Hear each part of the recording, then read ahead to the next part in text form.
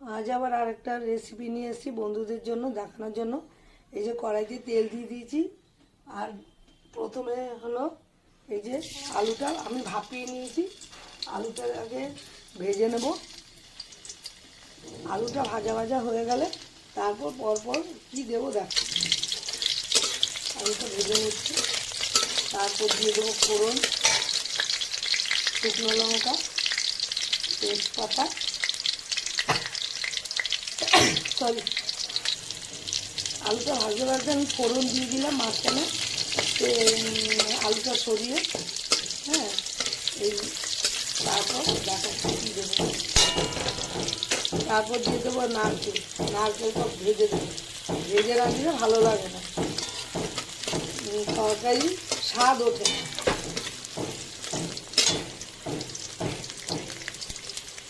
নারকেলটা আমার অনেকটাই ভাজা হয়ে গেছে। এই যে আদা, জিরে, শুকনো কাঁচা লঙ্কা আর নুন, হলুদ আর হলো রেড চিলি দিয়ে দিলাম।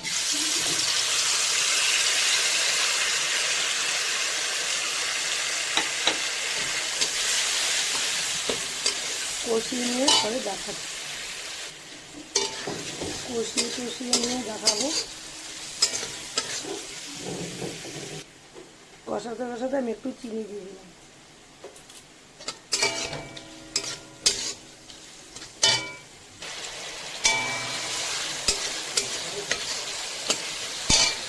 কষানো হয়ে গেছে অনেকটাই। তারপর দিলাম ওলকচি। ওলকচিটাকেও ভাপিয়ে নিয়েছি। একটু নারকেল দিয়ে করলে কিন্তু দারুণ লাগে খেতে।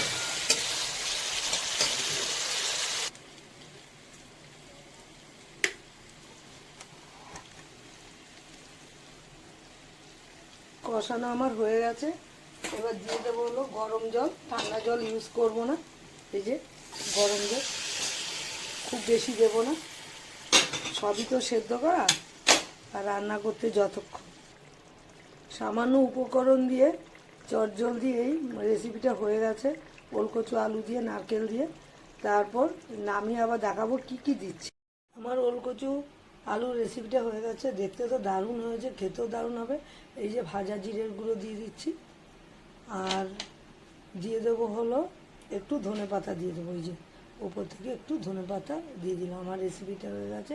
আমার মতো বন্ধুরা একবার করে ফেলতে পারেন নিরামিষের দিনে, দারুণ কিন্তু হয় খেতে। এইভাবে করে ফেলবেন।